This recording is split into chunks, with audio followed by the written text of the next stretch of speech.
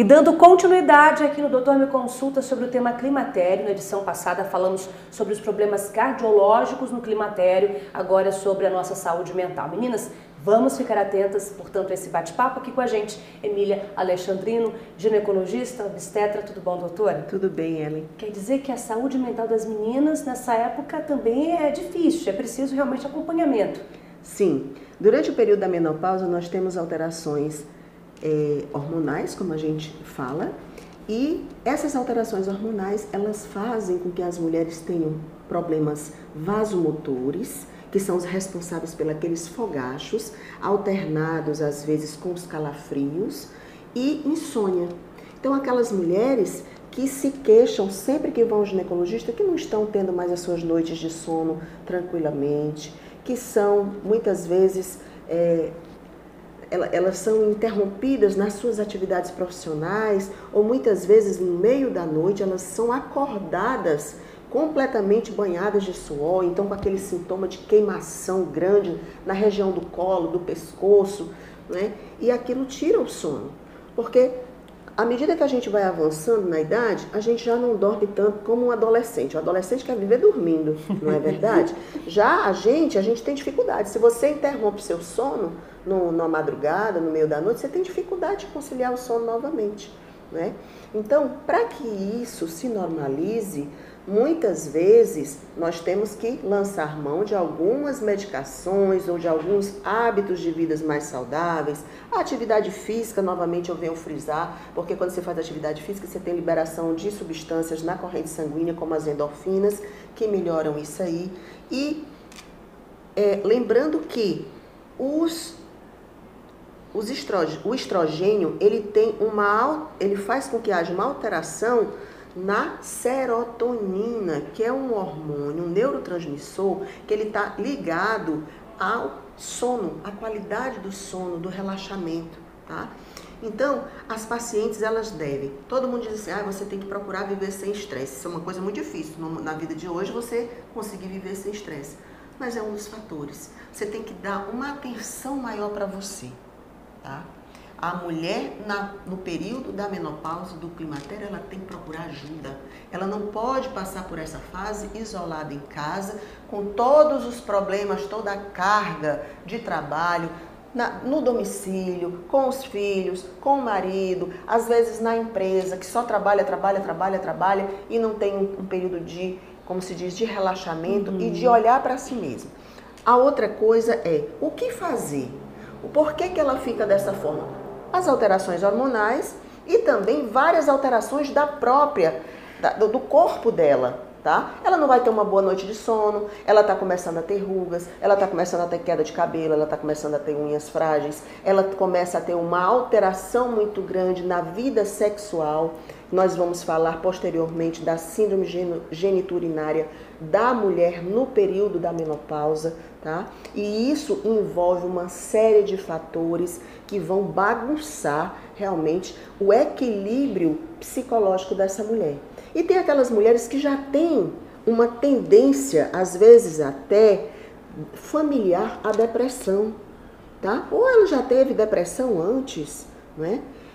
Então, essas mulheres, elas têm que ter um apoio psicológico e muitas vezes lançar mão de medicamentos que vão auxiliá-las.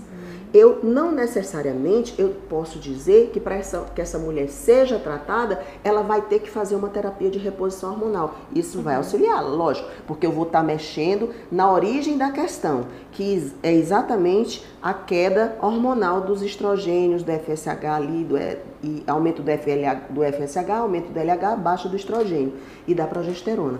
Mas, com isso tudo mexendo nos neurotransmissores. Mas eu preciso falar que essas mulheres muitas vezes têm que ter um apoio psicológico, ela tem que fazer psicoterapia, ela tem às vezes que lançar mão de medicamentos. E quais esses medicamentos que hoje em dia estão mais, como se diz, em alta para tratar esses sintomas? Gente, nós temos a desvelafacina, tá? E nós temos o escitalopram. O escitalopram e a desvelafacina são dois medicamentos que vão auxiliar muito no equilíbrio e na abolição desses sintomas vasomotores, vai diminuir os fogachos, vai dar um melhor equilíbrio emocional, vai dar uma melhor noite de sono. Essa mulher vai ficar menos agressiva, menos irritada, com menor labilidade emocional. É aquela mulher que chora por tudo. Você olha para ela, às vezes o marido olha para ela já está chorando, já está se desmanchando, né? Então, assim, essas duas medicações, elas podem ser prescritas e dar um maior conforto a esta mulher nessa fase. Eu estou falando de mulheres que não tinham um problema de base, de origem psiquiátrica prévio. Estou falando que ela está desenvolvendo mais um fator de depressão, de ansiedade, às vezes até ela já tinha ali antes alguma coisinha assim de síndrome do pânico, aqueles medos e tudo isso tudo. Durante esse período do climatério, se intensifica por todo esse outro arsenal de sinais e sintomas que vão estar acometendo essa mulher. Mas ela pode estar exatamente lançando mão disso aí e praticando coisas que vai desenvolver um melhor condicionamento físico, uma liberação maior do seu estresse diário, fazendo coisas que ela goste. Eu gosto de dançar, eu gosto de pedalar, eu gosto de pintar, eu gosto de estudar, eu vou fazer um curso diferente para ver, conversar com outras pessoas, sair um pouco da rotina, não é? Então, são coisas, ferramentas que você pode estar usando para tirar a mulher dessa fase, que não é fácil, tá? Tem mulheres que se desestruturam completamente no período da perimenopausa e também até um pouco depois, que ela já deixou de menstruar completamente, principalmente se ela não está fazendo toda a suplementação e o aporte de medicamentos propriamente ditos para tratamento da reposição hormonal, né? Vem as dores, né? Você tem mais dor corporal, você tem mais indisposição, né? Perda da alegria, não tenho vontade de fazer nada, doutora, minha vontade é de ficar só deitada, não sinto vontade de me arrumar, não sinto vontade de passar um batom, não tenho vontade de ir num shopping. Se eu pudesse, eu ficava só em casa, só dentro do meu quarto, não fazia nada. E aí ela começa a, como se diz, relaxar em relação ao corpo propriamente dito, né? A autoestima cai, vai lá para baixo.